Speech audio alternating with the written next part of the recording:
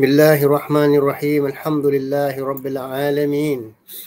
Wassalatu wassalamu ala Rasulillah wa ala alihi wa ashabihi wa man tabi'ahu bi ihsan ila yaumiddin. Subhanaka la ilma lana illa ma 'allamtana innaka antal alimul hakim. Astaghfirullahal azim. Astaghfirullahal azim. Astaghfirullahal azim. Bismillahilladzi la yadurru ma'a ismihi syai'un fil ardi wala fis sama'i wa huwas samiul 'alim. A'udzu bikalimatillahi tammati min syarri ma khalaq wa min syarri kulli nafsin aw 'ainin. Rabbana zidna 'ilman nafi'an. Jemaah sekalian Masjid Darul Ghufran, Assalamualaikum warahmatullahi wabarakatuh. Alhamdulillah, kita bersyukur kepada Allah Subhanahu wa taala dengan limpah dan karunia-Nya, dengan nikmat kesihatan dan masa lapang. Sekali lagi kita bertemu dalam kuliah tafsir bertema kali ini tajuk sifat-sifat Tuhan yang berhak disembah yang terdapat dalam surah Asy-Syu'ara ayat 78 dan hingga 83. Pada episod yang ke-33 ini, di mana Allah Subhanahu wa taala berfirman, A'udzu billahi minasyaitonir rajim. Wallazi khalaqani fahuwa yahdin. Wallazi huwa yut'imuni wa yasqin. Wallazi wa idza maridtu fahuwa yashfin. Wallazi yumituni thumma yuhyin. والذي أطعم أن يغفر لي خطيئتي يوم الدين والذي أطمع أن يغفر لي خطيئتي يوم الدين رب هب لي حكما وألحقني بالصالحين واجعل لي لسان صدق في الآخرين. صدق Allahul Azim. Surah Asy-Syu'ara ayat 78 hingga 83 yang berbunyi, dan dialah yang menciptakan aku dan dialah yang memberi aku petunjuk. Dialah yang memberi aku makan dan dialah yang memberi aku minuman. Fa idza maridtu fa huwa yashfin. Apabila aku sakit, dialah yang menyembuhkan, kerana dia adalah asy-syafi. Wallazi yumituni thumma yuhyin, dan dialah yang mematikan aku dan menghidupkan aku dan membangkitkan aku. Wallazi atma'a an yaghfira li khati'ati yaumiddin, dan dialah yang mana aku sangat berharap agar mengampunkan dosa-dosaku dan kesilapan-kesilapanku pada hari pembalasan nanti. Rabbi, ya Allah, ya Tuhanku, berilah aku hukmah dan hikmah dan masukkanlah aku di kalangan orang-orang yang salihin, dan karuniakanlah, jadikanlah bagiku lisan yang benar pada golongan yang akhir. Maka di sini kita lihat terdapat sifat-sifat, ada 7 sifat Tuhan yang berhak disembah. Yang pertama, wallazi khalaqani, yang mencipta aku. Dan yang kedua, fahuwa yahdin, dan dialah yang memberi petunjuk. Sifat yang ketiga, wallazi huwa yut'imu. Wallazi huwa yut'imu, dialah Tuhan yang pemberi rezeki, makan dan minum. Fa idza maridtu fahuwa yashfin. Sifat yang keempat, Allah adalah syafi, pemberi syifa sebagai asy-syafi. Dan Allah juga menghidupkan dan mematikan. Allah juga adalah Maha Pemberi ampunan, dan dia jugalah Tuhan pemberi hikmah dan 7 ajar. Amin ya rabbal alamin. Sahabat-sahabat yang dirahmati Allah, ketahuilah bagaimana Tuhan memberi petunjuk kepada kita, sebagaimana seruan Nabi Ibrahim kepada Rabb-Nya yang telah menjelaskan siapa sebenarnya Tuhan Rabbul Alamin. Sifat yang pertama, allazi khalaqani, dialah yang menciptakan aku. Tidak ada yang lain yang berhak menjadi pencipta, menjadi khaliq. Walaupun dia profesor, walaupun dia hebat, tapi dia tidak mampu mencipta manusia. Yang kedua, fahuwa yahdin, dan dialah yang selalu memberi petunjuk kepadaku dan mengilhamkan aku tentang perkara-perkara kebaikan dan kejahatan di dunia maupun di akhirat. Yakni yang memberi petunjuk ini dapat memberi garisan ilham untuk jalan kebaikan dan kejahatan. Sebagaimana kita sentiasa menyeru satu hari 17 kali, ihdinas siratal mustaqim, ihdinas siratal mustaqim. Tunjukkanlah aku, tunjukkanlah kami ke jalan yang lurus. Berilah kami petunjuk, berilah kami taufik dan hidayah. Tetapkanlah kami, ya Allah, pada jalan agamamu yang lurus. Semua berjalan atas apa-apa yang telah ditetapkan Tuhanku dengan nikmat penciptaan dan petunjuknya. Begitu itulah yang mana Nabi SAW mentarbiahkan para sahabatnya ketika berada di kota Madinah Munawwarah. Sifat yang ketiga, walladhi huwa yut'imuni wa yasqin. Yakni dialah yang memberi aku makan dan memberi aku minuman. Yakni pemberi razak, rezeki. Allah adalah razak. Dialah penciptaku dan dia pemberi rezekiku. Yang memelihara dan menjagaku. Siapakah yang sebenarnya memberi kita rezeki? Atas segala kesenangan.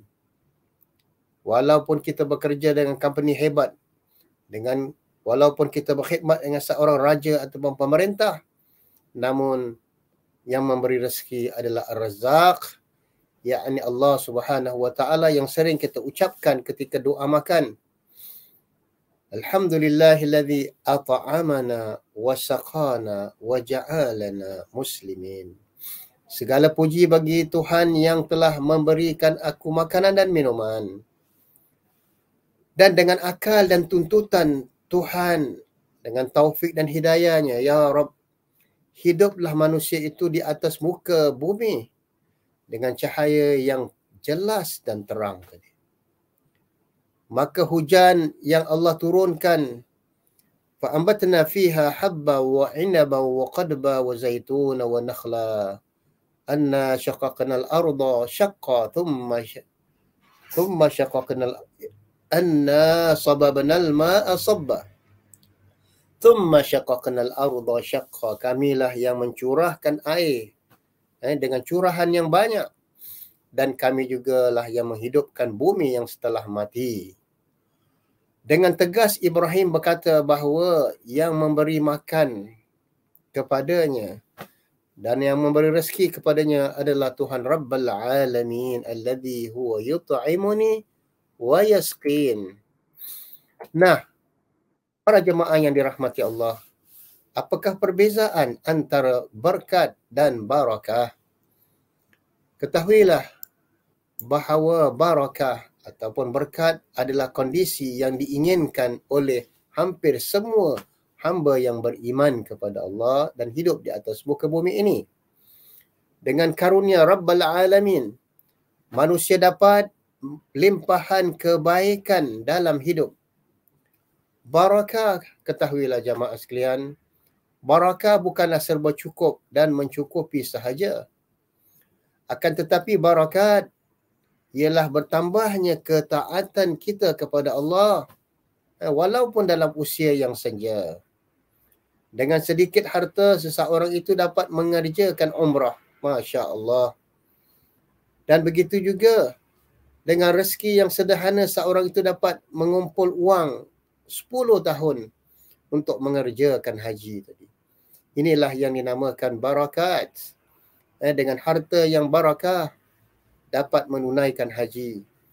Di mana ketika saya dahulu di Masjid Darul Ghufran, terdapat seorang, orang panggil noja ataupun pembantu masjid. Gajinya hanya lebih kurang 1,000-1,200, tapi dia mengumpul uang. Nah, dalam 10 tahun dia diizinkan Allah untuk mengerjakan haji. Jadi begitulah keadaan, kita lihat betapa barakatnya rezeki yang dikaruniakan oleh Allah. Maka ulama mengatakan al-barakah tazidukum fit ta'ah. Barakat itu adalah sesuatu yang menambahkan taatmu kepada Allah. Dengan makanan halal dan thayyibah dapat meringankan tubuh badan kita untuk mengerjakan ibadah, rukuk dan sujud kepada Allah. Jamaah yang dirahmati Allah, hidup yang barakah bukanlah hanya sihat, tetapi kadang-kala kita sakit juga.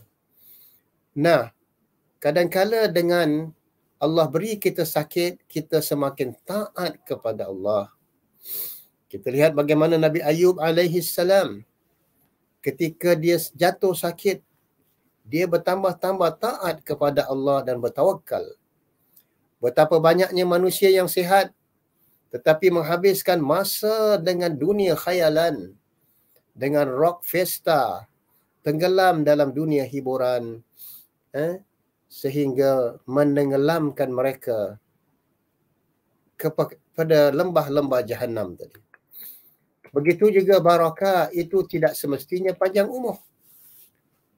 Barakah itu tak selalunya panjang umur, ataupun ada yang umurnya pendek tapi dahsyat taatnya, ibadahnya kepada Allah Subhanahu Wa Taala. Walaupun dia hidup hanya 40 tahun sahaja, tetapi yang mana kekuatan dengan umur yang dikaruniakan oleh Allah, dia kuat tunduk dan taat kepada Allah, seperti seorang sahabat yang bernama Muaz bin Jabal dan Harithah ibn Malik al-Ansari. Di mana tanah barakah itu bukanlah kerana subur dan panoramanya indah, kerana tanah yang tandus seperti di Mekah mempunyai keutamaan dan di hadapan Allah dan mempunyai barakat yang begitu hebat. Walaupun tidak ada tumbuh-tumbuhan, tidak ada berbagai macam sayur-sayuran ataupun kemudahan, namun bumi Mekah sudah diberkati oleh Allah Subhanahu Wa Taala, sehingga hari ini tidak pernah berhenti-henti orang mengunjungi, ziarah dan mengerjakan ibadah haji. Maka dalam surah As-Saba ayat 15, laqad kana li sab'in ayatan jannatani an yaminin wa shimal. Dan setelah kami karuniakan barakat kepada negeri Sabah dengan adanya dua kebun, sama ada sebelah kanan ataupun sebelah kiri, kedua-duanya mendapat barakat dari Allah Subhanahu Wa Taala yang begitu subur segala tanam-tanamannya. Begitu juga wahai jamaah sekalian, makanan yang barakat itu bukanlah yang kandungan gizinya begitu hebat dengan vitaminnya, ataupun kita makan di 5-star hotel 5 bintang. Tetapi makanan itu mampu. Makanan yang barakat ialah makanan yang mampu mendorong pemakannya menjadi lebih taat dan lebih kuat beribadah. Dan seterusnya, jamaah yang dirahmati Allah. Ilmu yang barakah. Ketahuilah, ilmu yang barakah itu bukanlah kerana banyaknya riwayat dan catatan rujukan ataupun kelulusan BA, Master ataupun PhD. Akan tetapi ilmu yang barakat ialah ilmu yang mampu menjadikan seorang itu pejuang, yang menitiskan keringatnya, yang berjuang dengan penanya, dan begitu juga yang beramal dan berjuang dalam membela maruah agama Islam. Seterusnya, pendapatan yang barakah. Apakah itu pendapatan yang barakah? Penghasilan barakah juga bukanlah terletak pada gaji yang besar dan jawatan yang tinggi. Namun, sejauh mana dia boleh jadi sumber rezeki, hak kepada orang yang lain, dan semakin banyak orang yang terbantu, yang dapat dibantu dengan hasil gajinya ataupun hasil mata pencariannya, ramai orang dapat manfaat daripada sedekah dan zakawatnya. Ketahuilah, anak-anak yang barakah bukanlah saat kecil mereka lucu, cute, dan manja. Atau setelah dewasa mereka sukses bergelar tokoh profesional, mempunyai pekerjaan dan jawatan yang hebat. Namun, ketahuilah bahawa anak yang barakat, yang salih, yang salihin dan salihat, ialah yang sentiasa taat kepada Rabbnya. Dan kelak di antara mereka ada yang lebih salih dan tak berhenti-henti mendoakan kedua ibu bapanya. Itulah yang dimaksudkan dengan anak yang salih dan anak yang barakat. Seterusnya, terlihat sifat yang pertama, allazi khalaqani fahuwa yahdin. Sifat Allah sebagai Khaliq, Tuhan yang berhak disembah, dan Tuhan juga yang memberi petunjuk kepada kita, fahuwa yahdin. Yang ketiga, Tuhan pemberi rezeki makan minum. Tuhan yang mempunyai sifat asyafi, pemberi penawar, dan dia juga adalah maha menghidupkan dan mematikan. Dan sifat yang keenam, maha pemberi ampunan.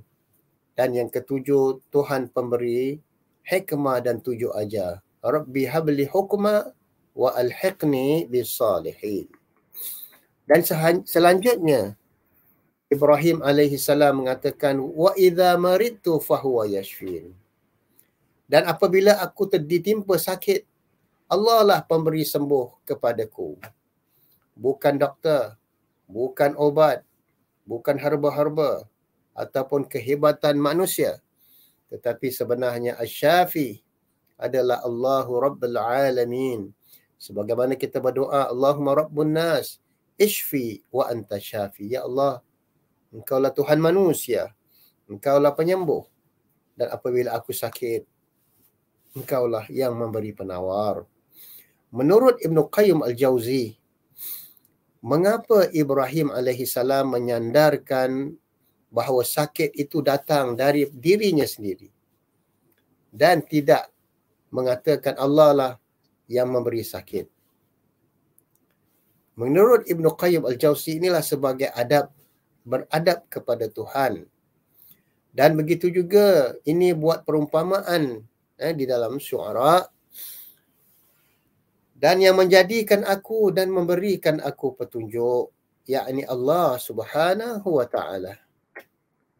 Apabila aku jatuh sakit, dialah yang menyembuhkan aku, bukanlah pakar, bukanlah profesor, bukanlah doktor pakar ataupun sebagainya. Mereka hanya menjadi sebab, obat-obat hanya menjadi sebab. Namun tubuh badan kita adalah amanah Allah yang akan dipertanggungjawabkan nanti di hari akhirat. Obat-obat dan pakar-pakar perubatan hanyalah perantaraan sahaja. Allah lah sebenarnya asy-syafi, penyembuh, dan dialah pemberi syifa. Maka di situ kita lihat kita mencatu makanan dalam satu aspek pemakanan sunnah yang tersurat di dalam kehidupan sunnah nabawi. Wallazi huwa yut'imuni wa yasqin. Tuhankulah yang memberi aku makan dan minum kepadaku. Ini adalah merupakan tauhid rububiyah. Kita sering membaca doa, Allahumma barik lana fima razaqtana wa qina adzabannar. Kemudian setelah kita makan kekenyangan, kita mengucapkan alhamdulillahilladzi at'amana wa sakhana wa ja'alana muslimin. Alhamdulillah, segala puji bagi Allah yang telah memberi aku makan dan yang telah memberi aku minuman dan menjadikan aku di kalangan orang-orang yang muslim. Begitu juga dialah yang menurunkan hujan, anna sababnal ma'a sabba thumma syaqaqnal arda syaqqa. Kemudian Allah jugalah yang membajak dan menumbuhkan apa-apa sahaja yang keluar daripada perut bumi. Wa inaban wa qadba wa zaituna wa nakhla fa ambatna fiha habba, dan kami menghidupkan dan kami tumbuhkan biji-bijian, sayur-sayuran, buah-buah anggur, dan begitu juga buah zaitun dan seterusnya. Sedangkan Tuhan-Tuhan yang disembah selain Allah tidak dapat memberi rezeki, apatah lagi mencipta langit dan bumi. Kita telah mengetahui dalam banyak-banyak surah Allah telah mengatakan alladzi khalaqas sab'a samawatin tibaqa, yakni Allah lah yang mencipta 7 petala langit dan 7 petala bumi. Nah, seterusnya dalam kita makan dan minum, bahawa pemakanan sunnah adalah sesuatu yang sangat-sangat digalakkan. Bagaimana gaya hidup Rasulullah SAW, sentiasa bangun pagi sebelum subuh, rukuk dan sujud dan bermunajat kepadanya. Dan begitu juga Nabi mengamalkan berpuasa Senin Khamis dan mencatur kuantiti makanan dan menilai kualiti makanan mengikut panduan Allah Subhanahu wa taala dalam surah Baqarah, ya ayuhan nas kulu mimma fil ardi halalan thayyiba, wahai manusia, makanlah apa yang telah kami karuniakan daripada bumi, yakni yang halal lagi baik. Jadi bersangkutan jamaah sekalian tentang tubuh jismi kita ini, kita akan dipertanggungjawabkan sebagaimana sebahagian hadis mengatakan wa an jismihi sima fima afna. Dia akan ditanya nanti pada hari akhirat tentang jasad badannya, bagaimana boleh rosak dan binasa. Soalan tentang umur, soalan tentang ilmu dan hartanya, dan begitu juga tubuhnya, semuanya akan dipersoalkan. Soalan pengabaian dan pemanfaatan tubuh badan adalah yang dimaksudkan dalam ayat tersebut. Masya Allah. Seterusnya, di dalam sepotong hadis Rasulullah sallallahu alaihi wasallam menerangkan bahawa setiap insan itu akan dipersoalkan nanti tentang umurnya, tentang ilmunya, tentang hartanya, dan begitu juga tentang anjismihi fima afna. Seterusnya, dengan penerangan ini sepatutnya jelaslah bahawa faktor jasmani itu sama pentingnya dengan ilmu dan ekonomi di dalam pembangunan diri seorang Muslim dan dalam pembangunan manusia. Bagaimana kita menjadi seorang khalifah jika seorang yang lemah, dan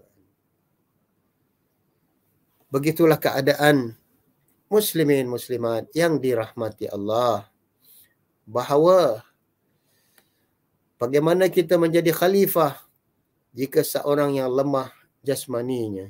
Jadi maka dari itu Allah sentiasa bertanya dalam sebuah hadis yang berbunyi a'udzubillah bismillahirrahmanirrahim, al-mu'minu qawiyyun khairun wa ahabbu ilallah minal mu'minid dha'if. Seorang mukmin yang gagah, al-mu'minun qawiyyun khairun, lebih baik daripada mukmin yang lemah dan tidak beradab tamaya tadi. Maka itu Islam menyuruh kita menjaga kesihatan dan tubuh badan kita. Seterusnya, mukmin yang kuat bersangkutan dengan tubuh jismihinya, ia akan ditanya bagaimana tubuhnya ini telah diusangi. Besar kemungkinan soalan pengabaian dan pemanfaatan tubuh badan adalah yang dimaksudkan dengan persoalan ini. Rasulullah sallallahu alaihi wasallam bersabda, al-mu'minu qawiyyun khairun wa ahabbu ila Allah minal mu'minid dha'if.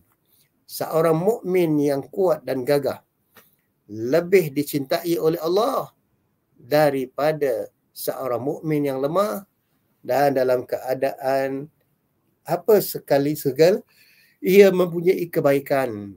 Maka bersemangatlah dalam hal-hal yang dapat memberi manfaat.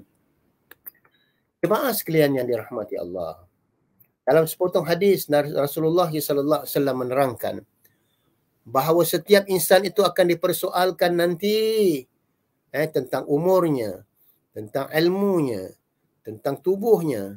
Dan penerangan ini sepatutnya jelas bahawa faktor jasmani itu sama penting dengan faktor ilmu dan ekonomi.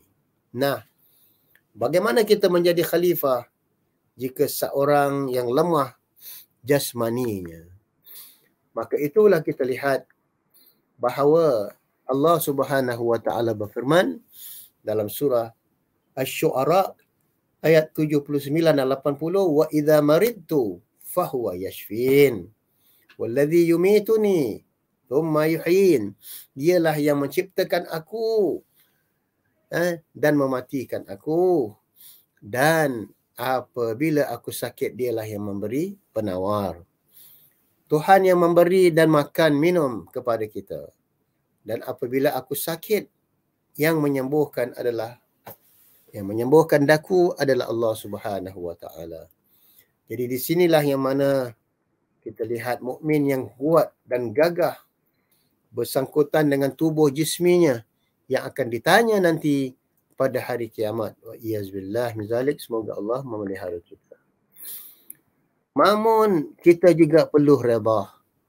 Diriwayatkan oleh Abu Sa'id Al-Khudri bagaimana Nabi SAW bersabda, "Ma yusimul muslima min nasabin wala wasabin wala hammin wala huzanin illa adam illa ghamman illa adam wa ghamman hatta syaukatu yushakuha illa kaffarahu Allahu biha min khatayah." Tidaklah ditimpakan seorang muslim dengan kelelahan, sakit penat, kekhawatiran, kesedihan, gangguan dan duka nastapa, namun duri yang mengenai dirinya, kecuali Allah menghapuskan dengannya dosa-dosanya yang telah lalu dan dosa-dosanya akan datang. Hadis muttafaqun alaih. Seterusnya, illa kaffarallahu biha min khataya, melainkan Allah akan menghapuskan dengan ujian-ujian itu sebahagian daripada dosa-dosanya. Riwayat Bukhari. Ketahuilah bahawa hidup yang barakah bukanlah hanya sihat, tapi kadang-kala sihat itu justru barakah, sebagaimana Nabi Ayyub alaihi salam ketika jatuh sakit membuatkan dia bertambah-tambah ketaatan kepada Allah Subhanahu wa ta'ala. Alladzi khalaqal mauta wal hayata liyabluwakum ayyukum ahsanu amala. Dan Allah Subhanahu wa ta'ala, kita lihat, telah memberi cubaan kepada manusia. Jadi kesihatan bukanlah hanya sihat, tetapi kadang-kala sakit justru barakah. Sebagaimana Nabi Ayyub alaihi salam, apabila dia jatuh sakit, dia bertambah-tambah bertakwa kepada Allah. Dan memang itulah fenomena kehidupan. Allah mengatakan dalam surah Mulk, "Allazi khalaqal mauta wal hayata liyabluwakum ayyukum ahsanu amala wa huwal azizul ghafur." Yakni dialah yang mencipta mati dan hidup agar ia menguji kamu siapakah di kalangan kamu yang sebaik-baiknya amalan. Wa huwal azizul ghafur, dan dialah yang maha gagah pengasih dan lagi maha pengampun. Dan seterusnya jemaah sekalian yang rahimakumullah, sebagaimana perkataan Ali ibn Abi Talha dari Ibn Abbas radhiyallahu anhuma, "Satu ketika kami akan menguji kalian dengan kejelekan dan kebaikan. Kami akan menguji kamu dengan kesempitan dan kelapangan. Kami juga akan menguji kamu dengan kesihatan dan kesakitan, dengan kekayaan dan kemiskinan. Kami akan menguji kamu dengan makanan-makanan yang begitu banyak yang halal, dengan begitu juga makanan yang haram, dengan ketaatan ataupun dengan kemaksiatan. Begitulah keadaan kami akan menguji manusia dengan berbagai-bagai macam ujian, dan kami akan membalas amalan-amalan sekalian. Begitulah keadaan jamaah sekalian yang dirahmati Allah. Bagaimana kami menguji manusia dan kenapa Allah bagi manusia itu sakit. Jadi tentunya ada hikmah.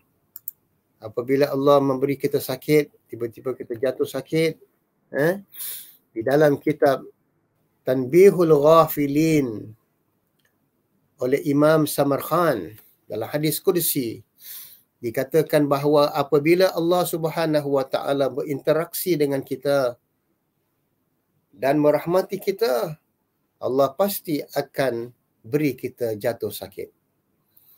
Allah lah yang menurunkan penyakit dan dia juga menurunkan penawar. Al-Mu'athir huwa Allah. Yang memberi kesan itu adalah Allah Subhanahu wa taala.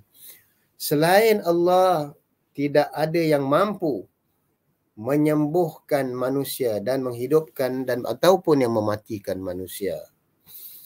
Seterusnya jamaah yang dirahmati Allah, bagaimana kita sentiasa mengajar ataupun sentiasa berjaga-jaga tentang apa pun nikmat dan barakah yang dikaruniakan oleh Allah Subhanahu wa taala. Kerana orang itu akan aku ingin merahmatinya dan aku menyayanginya. Apabila aku merahmati seseorang hamba dan aku menyayanginya, maka akan aku timpakan ke atasnya kesakitan. Allah tidak akan mematikan kita, melainkan dia akan timpakan kita kesakitan sebagai ujian. Dan jika kita tidak sembuh, maka masih ada saki-baki dosa-dosa kita, Allah akan uji lagi dengan penyakit yang lain, agar benar-benar kita sabar dan meminta pertolongan sebagaimana firman Allah di dalam surah Al-Baqarah, ya ayyuhalladzina amanu sabiru innallaha ma'as sabirin. Wahai orang-orang yang beriman, bersabarlah, maka ketahuilah sesungguhnya Allah itu bersama dengan orang-orang yang beriman. Maka dari itu dikatakan dalam hadis tersebut, orang itu akan aku beratkan dia ketika sakaratul maut. Maknanya Allah tidak memberinya penyembuh dengan cepat. Jadi sehinggalah terhapusnya dosa-dosa yang hamba-Ku, supaya dia dalam keadaan bersih untuk aku bawakan dia ke syurga. Jadi apabila Allah sengaja melambatkan penyembuhan kepada kita, sebenarnya ini adalah merupakan nikmat. Kerana Allah hendak kafarahkan. Allah nak keluarkan kita daripada dunia ini dalam keadaan bersih. Tetapi orang itu aku nak azab dia dalam keadaan aku beri dia kemewahan, kesenangan, dan aku berikan dia kesihatan dan sepenuhnya. Ada manusia yang begitu. Semakin dia ingkar kepada Allah, semakin dia melakukan kemaksiatan, semakin sihat, semakin panjang umurnya, dan semakin banyak hartanya. Dan begitu juga pengumpulan perhiasan-perhiasannya sehinggalah dia tenggelam. Begitulah sekiranya Allah Subhanahu wa taala memberi kita umur antara 60 hingga 80, sebagaimana Nabi SAW sabda, a'maru ummati ma baina 60 wa 70. Rata-rata umur umatku adalah di antara 60 hingga 70. Jika Allah beri kita umur panjang, semakin sihat kita, kita kena berhati-hati. Bukan berarti kita sentiasa sihat, umur panjang dan sebagainya. Jangan sampai dia menghabiskan hayatnya, kehidupannya dengan leka dan lalai. Jangan sampai dia menghabiskan saki-baki usianya dengan membuat maksiat. Dia mengatakan nak enjoy, nak jadi pop antik ataupun sebagainya. Maka Allah berkata kepadanya, ketika itu aku akan beri dia seringan-ringannya sakaratul maut. Adakah sering-seringan sakaratul maut itu merupakan rahmat ataupun azab daripada Allah? Subhanahu wa ta'ala. Banyak kita lihat orang yang sihat, tiba-tiba sakit dan sebagainya. Dan sifat yang keempat, wallazi yumituni thumma yuhyin. Dan dialah Tuhan yang mematikan aku, kemudian akan menghidupkan aku semula. Selain Allah, tidak ada yang mampu, yang boleh mematikan kita, kemudian menghidupkan kita semula. Tidak ada seorang pun yang mampu melakukannya, melainkan Allahu Rabbul Alamin. Sebab tu dikatakan pada awal surah, Tabarak allazi khalaqal mauta wal hayata liyabluwakum ayyukum ahsanu amala. Tuhanlah yang telah mencipta mati dan hidup agar dia menguji kamu siapakah di antara kamu yang terbaik. Begitu juga firman Allah Subhanahu wa taala dalam surah Al-Imran ayat 26 yang berbunyi a'udzubillahi minasyaitonir rajim. Qulillahumma malikal mulki tu'til mulka man tasha' wa tanzi'ul mulka mimman tasha' wa tu'izzu man tasha' tulijul laila fin nahari wa tulijun nahara fil lail wa takhrujul hayya minal mayyiti wa tukhrijul mayyita minal hayy wa tarzuqu man tasha'u bighairi hisab. Katakanlah wahai Muhammad, Tuhan yang mempunyai kerajaan, engkau berikan kerajaan kepada sesiapa yang engkau kehendaki, dan engkau mencabut kerajaan dari sesiapa yang engkau kehendaki.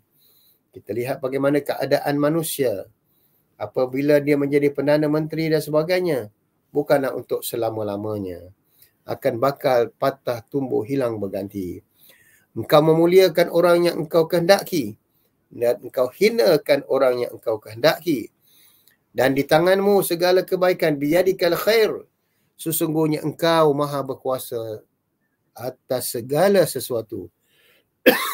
Engkau keluarkan dari hidup, yakni engkau keluarkan yang hidup dari yang mati, dan engkau keluarkan yang mati dari yang hidup.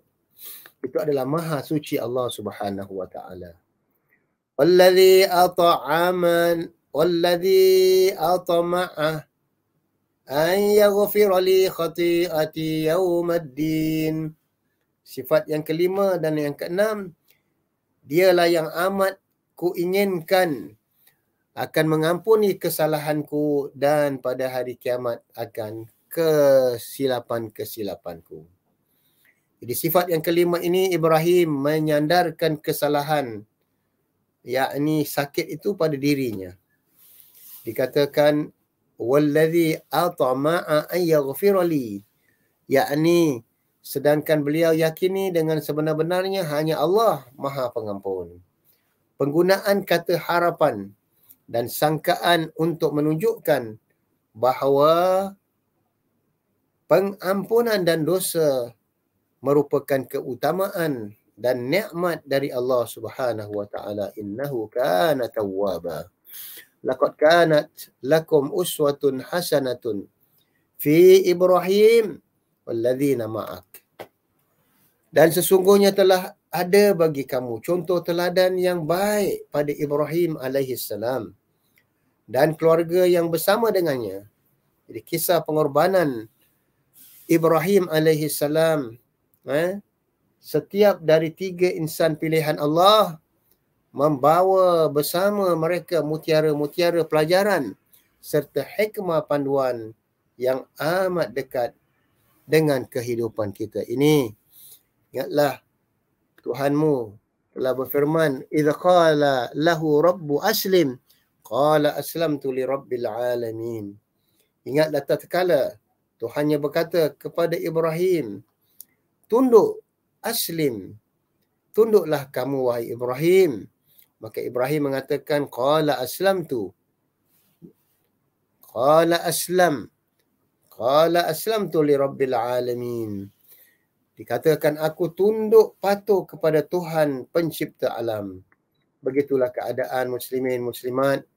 Bagaimana 6-7 sifat Tuhan yang berhak kita sembah, yakni mempunyai sifat-sifat istimewa. Sebagaimana dijelaskan bahawa di sana Allah Subhanahu wa taala mengingatkan kepada kita bagaimana keadaan manusia ini. Pertama yang dikatakan 7 sifat tadi, allazi khalaqani fahuwa yahdin. Dia adalah pencipta, dia yang maha agung dan pemberi petunjuk.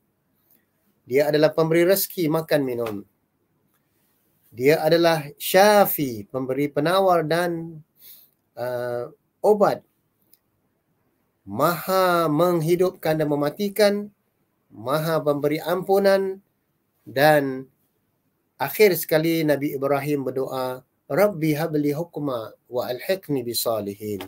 Ya Allah, berilah aku hikmah dan hukmah dan tunjukkanlah aku jalan yang benar yang engkau redai. Sebagaimana doa Nabi Ibrahim AS setelah mereka berdua membina Kaabah, Rabbana waj'alna muslimaini lak wa min dhurriyyatina ummatan muslimatan lak wa arina manasikana wa tub alaina innaka antat tawwabur rahim. Ya Allah, ya Tuhan kami, karuniakanlah kepada kami daripada anak-anak kami dan zuriat kami ummatan muslimatan lak, umat yang sentiasa tunduk dan patuh kepadamu.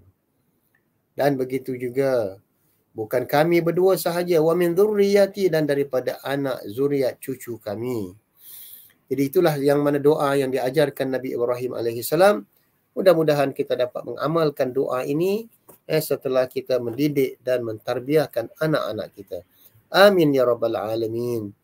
Subhanakallahumma wa bihamdika asyhadu an la ilaha illa anta astaghfiruka wa atubu ilaik. Semoga bertemu di layan siaran. Assalamualaikum warahmatullahi wabarakatuh.